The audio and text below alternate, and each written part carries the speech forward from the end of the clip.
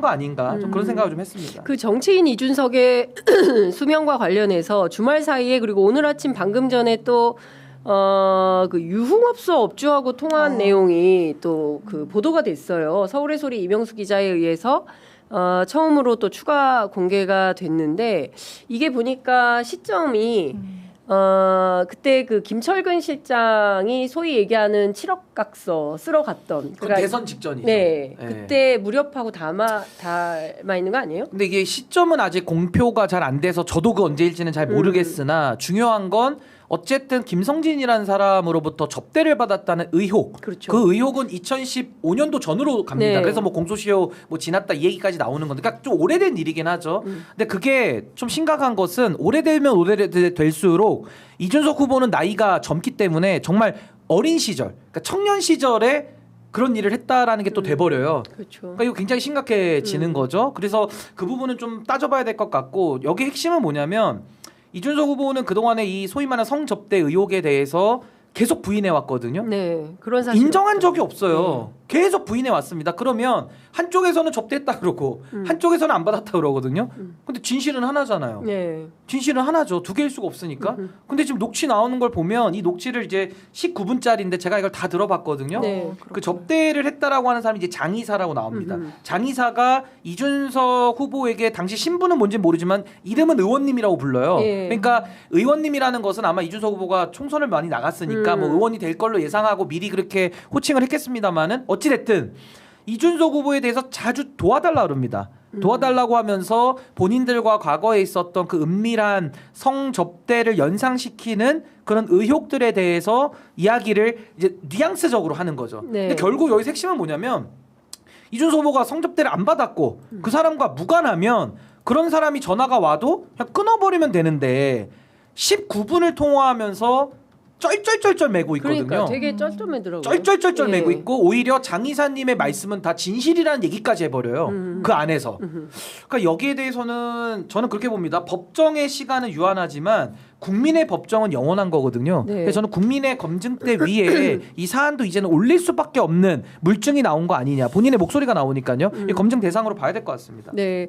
근데 사실은 뭐 대선 복판이기 때문에 어쨌든 검증 차원에서라도 기자들은 당연히 이걸 보도를 할 수밖에 없는 것이고 여러 매체에서 이제 추가 취재를 하고 있기 때문에 근데 저는 그 자체가 너무 놀랐어요. 그러니까 소위 얘기하는 그 유흥업소 관계자하고 정치인이 막 쩔쩔매면서 통화하는 그 자체가 이게 뭐가 있어서 그런 거 아닌가라는 완전히 인상을 그냥 속된 말로 코 끼어 보이는 거예요. 왜냐하면 우리가 이준석이라는 이 정치인의 화법을 알잖아요. 네. 대중들 앞에 설 때 상대편을 공격할 때 아주 그 고압적이면서 자신만만한. 근데 그 통화 내용을 저는 다 듣지 못했습니다만 대단히 저자세요. 선생님 말씀이 다 맞다라고 그럽니다. 이거는 완전히 가불관계에서 을에 있을 때 뭔가 본인의 왜냐하면 이해관계에 되게 저는 밝은 사람이라는 생각이 들어요. 이 게임처럼 이렇게 하면 내가 득점 포인트가 되고 이거는 나한테 불리하겠다. 이 전체판에서는 그러니까 얼토당토않게 세대포이론 이런 게 나오는 거예요. 기계적으로 공학적으로 접근하니까 이런 삶을 산 사람인데 그 구도 속에서 내가 지금 꼬리를 낮춰야 되겠다. 내가 저자를 철취해야 이 사람 심기를 거스르지 않는다라는 게 드러나요. 그럼 왜 그랬겠습니까? 접대를 받았다는 그 정황들 네. 본인은 이 부분 경찰에서 사실상 아마 보도 내용에 따르면 그렇죠. 혐의는 조금 짙은데 이게 시효가 7년이라서 좀 진한 측면이 있다. 그런데 이제 무고 이슈가 있어요. 본인이 자초한 거예요. 이것도 가로세로 연구소에서 이거 무고다. 너네 무고했다. 근데 무고는 별도잖아요. 시효가 지나지도 않았고요. 네. 그러니까 정말 성접대가 없는데 다른 곳들에서 이거를 제기한 건지 아니면 있는 그 맥락에서 한 건지에 따라서 무고에서 가려내야 되는 거예요. 그리고 이게 그냥 무고에서 끝나나요? 개인 이슈가 아니잖아요. 왜 이 사람이 접대를 받았으니까? 얼굴 마담을 한 거예요. 거기서 돈을 다 하면서 무슨 창조 경제니 뭐니 하면서 박근혜 키드로 맞아요. 박근혜 전 대통령이 그때 그 김성진 아이카이스트 대표인가요? 같이 해가지고 막 현장에서 직접 가고 가기도 했잖아요. 했었어요. 대통령이 가기도 했어요. 그런 돈을 투자할 김성진 회사에 여분의 돈이 있는 박근혜 사람들은 어머 이거 되는 사업이구나. 이 매개체는 바로 이과 출신이라면서요. 네. 본인이 공대 출신이라면서요. 그러니까 이거는 대박이겠다라는 생각을 본인이 신호를 준 거예요. 그래서 본인도 그걸 알기 때문에 접대를 받았던 거 아닙니까? 받았다면. 네. 그 부분과 관련해서 이제는 해명해 본인은 그랬잖아요. 가족 문제는 연자제라면서요. 그래서 본인 가족 건들지 말라면서요. 이미 가족 건드렸잖아요. 저 그럴 수 있다고 봐요. 그런데 이거는 본인의 문제예요. 대통령이 되겠다고 하는 사람의 문제예요. 왜 함구합니까? 왜 기자가 옆에 가서 묻고 질문 던지면 압박 넣고 답변하지 않고 왜 윤석열스럽게 도어 스태핑에서 보여줬던 그런 꼰대스러운 모습을 청년 정치를 내건 사람이 왜 보여줍니까? 정정당당하면 본인이 얘기해야죠. 수사도 받고 왜 남들은 본인만 왜 거기에 진공 상태가 돼야 됩니까?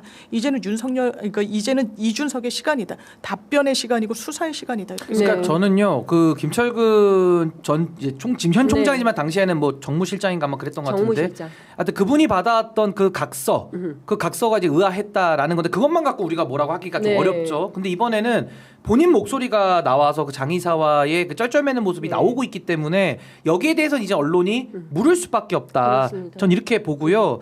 이제 뭐가 문제가 될 거냐면 이준석 후보의 정치 역정을 보면 2022년도에 사실은 이 성상납 성접대 혐의에 대해서 그게 포함된 사실 윤리 개최가 하나의 이슈였어요. 당시에 뭐 여러 건들이 맞습니다. 섞여 있고 윤석열과의 권력투쟁 단계에서 뭐 여러 위법 사항들이 섞여 있기는 한데 당시에 이것도 한 꼭지로 네. 나왔던 거거든요.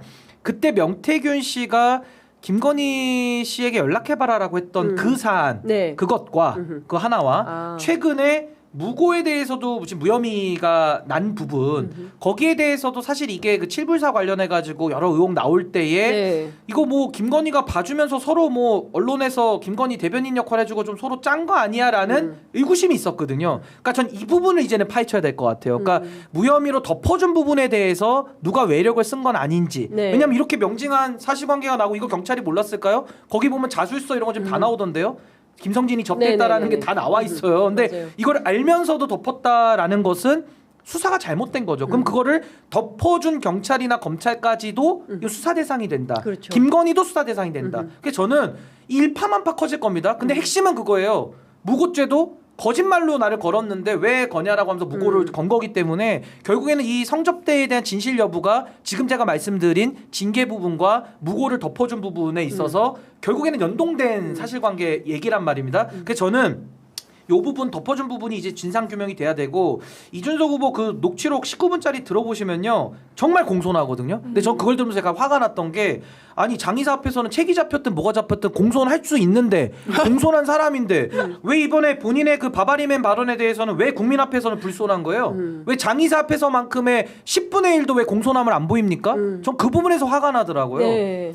아니 공손할 수 있는데 저는 공손한 모습 처음 봤습니다. 못하는 줄 진짜로. 알았는데. 공손 못하는 아니 저는 이준석 후보의 모습을 공적인 모습을 봤기 때문에 늘 네. 싸가지론 내지는 뭐 저항한다 본인을 포장해 왔잖아요.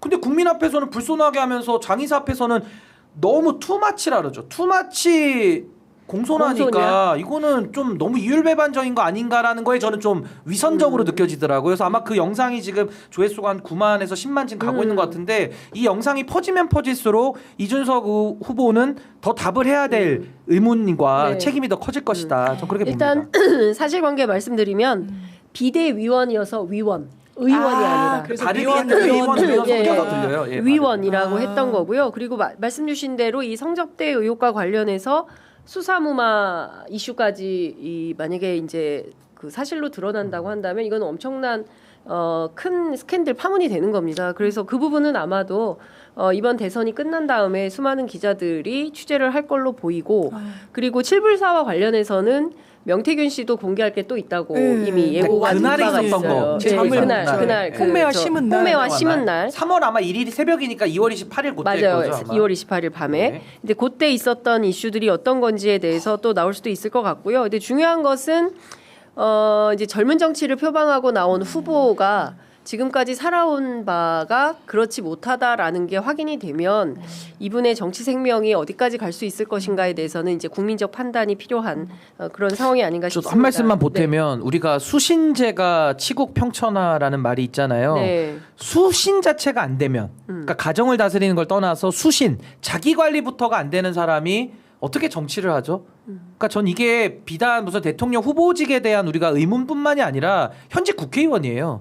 그러니까 저는 수신의 문제에 있어서 이런 업자들하고 어울리고 또 명태균 씨랑도 관련이 있어 왔잖아요. 그러니까 국민들이 이미 다 알아버렸는데 어떻게 더 이상 저런 의원에게 국가 기밀도 맡기고 국회의원으로서 국민 대표성도 가지고 물론 선출은 했지만 전 이 부분에 대해서 우리가 진지하게 고민을 해야 되기 때문에 그 발언만으로도 저는 국회에서 전 제명이 필요하다고 보거든요. 네. 근데 거기다 지금 나오는 이 의혹들이 너무나도 지금 일파만파 많고 국회의원 제명이라는 것은 정치적 책임이고 그 법원에 제소도 못하게 돼 있습니다. 우리 헌법에. 그러니까 저 그 부분에 대해서 국회도 자정의 노력이라는 것을 이제 국민 앞에 보일 때가 되지 않았나. 국민 소환제가 없기 때문에 그렇습니다. 그 제도적 보완이 좀 필요한 단계에 와 있다라는 생각이 좀 듭니다.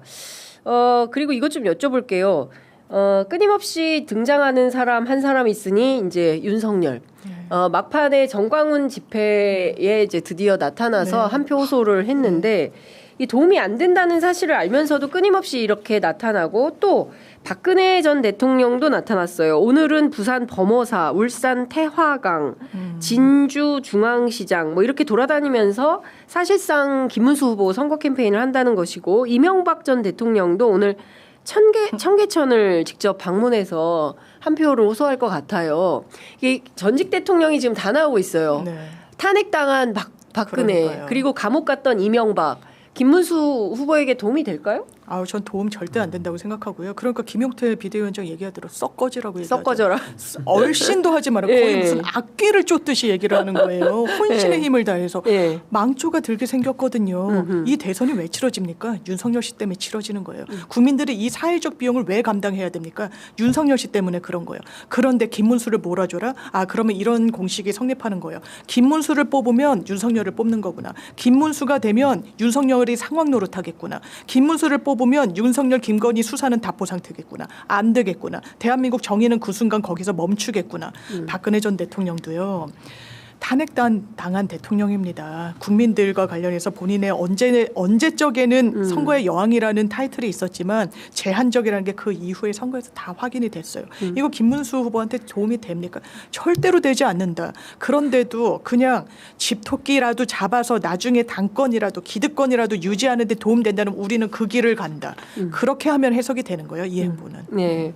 어쨌든 뭐 어떻게 보세요? 아니 그러니까 파면이라는 단어의 무게감을 여전히 국민의힘이 모르고 있고 여전히 정신 못 차렸다라는 생각이 들고요. 뭐 기댈 데가 없으니까 단일화라든지 전직 대통령 뭐 이명박까지 포함해서 뭐 그분은 파면은 안 당했지만 뭐 거의 뭐 국민적 시각에서는 뭐 거의 꽝인 대통령이니까요. 그렇게 찾아다니고 하고 있는데 전혀 도움이 되지 않죠. 그리고 오히려 저는 역효과, 역풍이 불 가능성이 매우 높다. 저는 그렇게 봅니다. 네.